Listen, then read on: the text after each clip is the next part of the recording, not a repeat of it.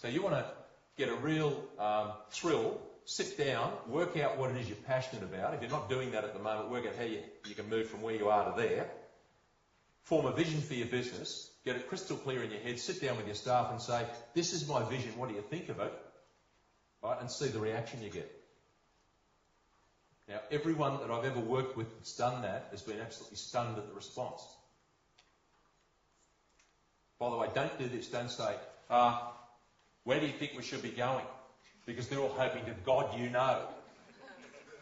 Right, so I'll give you the phrase you use. You say, I know where we're going, but I'd really appreciate your input. Right, got that bit? So don't use the first one. But seriously, if you form a clear vision for the business and then sell it persuasively to your staff, you'll find that you galvanise something in them. Most people, the good people, not everyone, we'll cover the others later, but most people are wanting to be part of something great. Is that true or not? I work on two levels with you. I'll work on your head level if you like, but a lot of the time I'm just telling you the truth. Okay, and the truth is most people want to come to work and be excited. Richard Branson's made a fortune out of just that little piece of knowledge. I was looking at some ads in the paper a while ago, and here's an ad for Virgin Mobile. Now, who would be the best people to sell a mobile phone? What age group would you be after? 18 to 22? It said, want to have fun at work? Come and work for Virgin Mobile. Is that a good ad or what? And Branson's got the name of, fun and everything else. But he picked his mark. He wants happy, friendly people. If you want to go and join Virgin Airlines, they sit you in a room and someone talks to you. But behind the glass at the back, there's a camera filming you. And they're watching all the people who are focused on the person out the front because they want other people-focused people. Not people who are focused on themselves because they're the ones they want serving their clients. So, I've told you your first job. So if your first job is to create the vision and sell it persuasively to your staff, what's your second job? Yeah, that's a part of it. It's actually on the screen. What's the next job? Yeah, and this is a piece of managing. What is it? It's on the screen. Discipline, thank you. In real simple terms, you lay down the law and enforce it. What's the law? The law is how we treat each other, how we treat our customers, and how we treat the stuff in the business. Now, here's the irony, and I see this everywhere. I think it's part of our convict heritage, our egalitarian nature. Your staff aren't doing what they're supposed to. I don't feel comfortable telling people what to do. You're the boss, for God's sake. I don't want to sort of order them. And what happens is you get undisciplined, you'll get a lack of system in the place, you get a lack of standards, etc. And the people that are really upset about it are your best staff. So if you want to see a change in the business, how many people here have actually got a code of conduct that they understand and their staff know? Written. That's interesting, not that many. Went through this exercise with one of my mechanical business clients who we said, right, have you got a code of conduct? He said, no, but it'd be a good idea because I'm starting to bring more people into the business and I tell them what they've got to do, but they forget. I said, right, so how about you come up with a code of conduct? The first effort he sent was 11 pages long.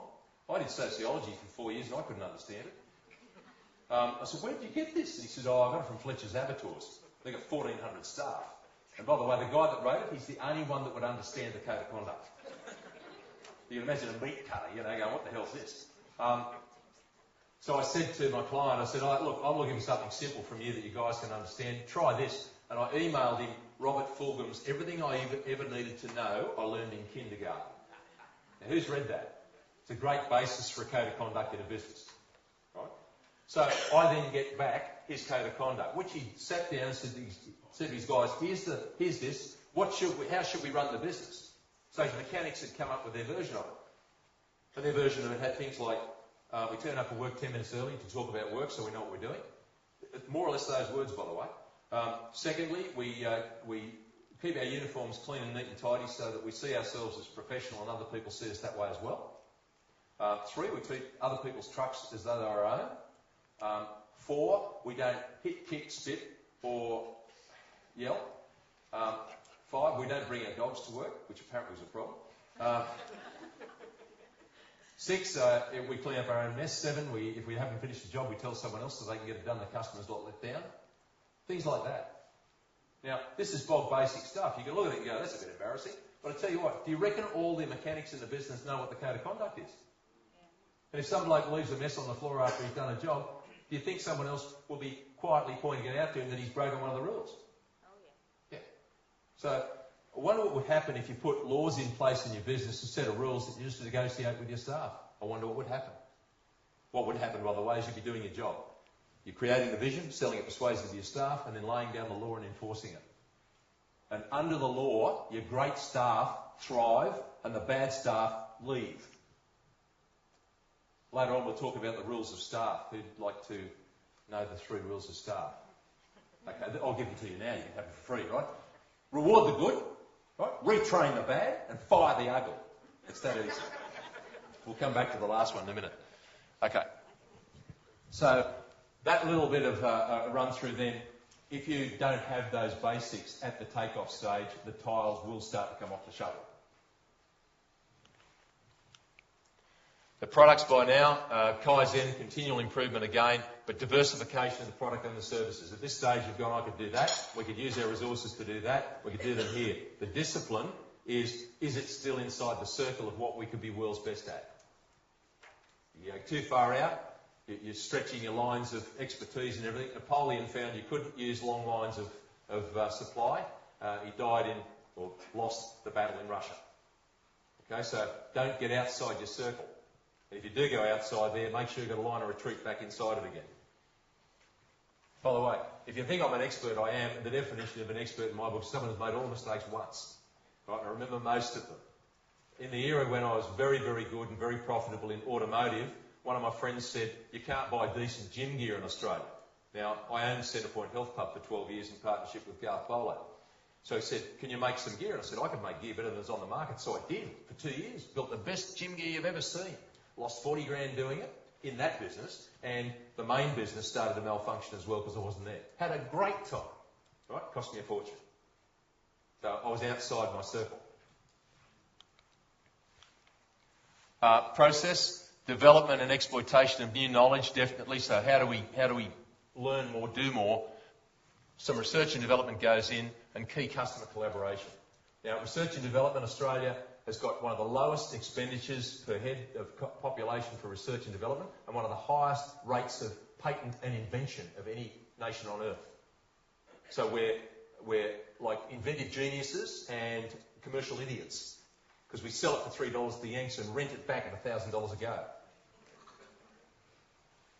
As far as key customer collaboration, who in the rooms actually called in some of their key customers, sat down and said, what do we do well? What do we do badly?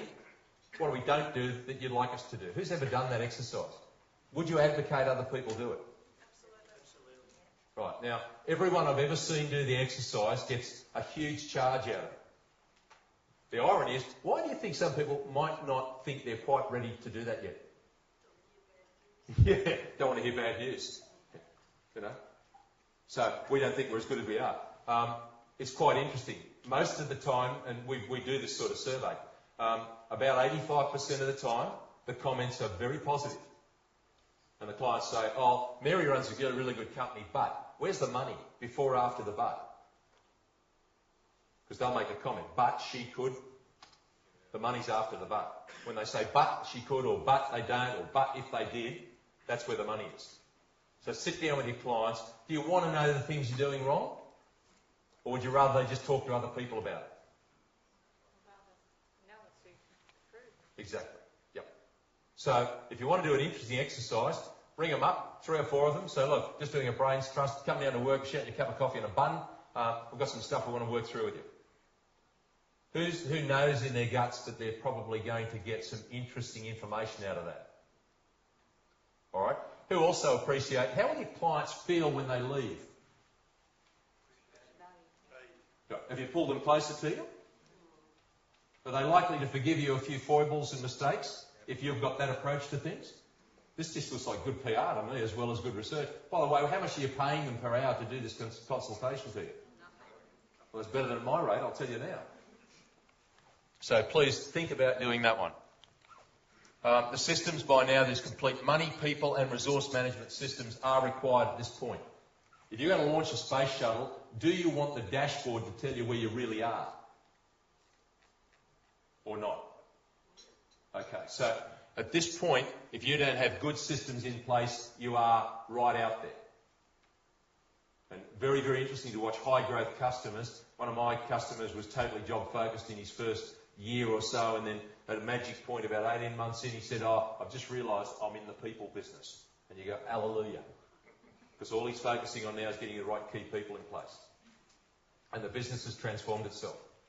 And systems coming on. I looked at a company in South Australia about 2 weeks ago. I was absolutely in awe of the systems they've put in place. They've gone from 1 store to 5 in the space of about 8 months.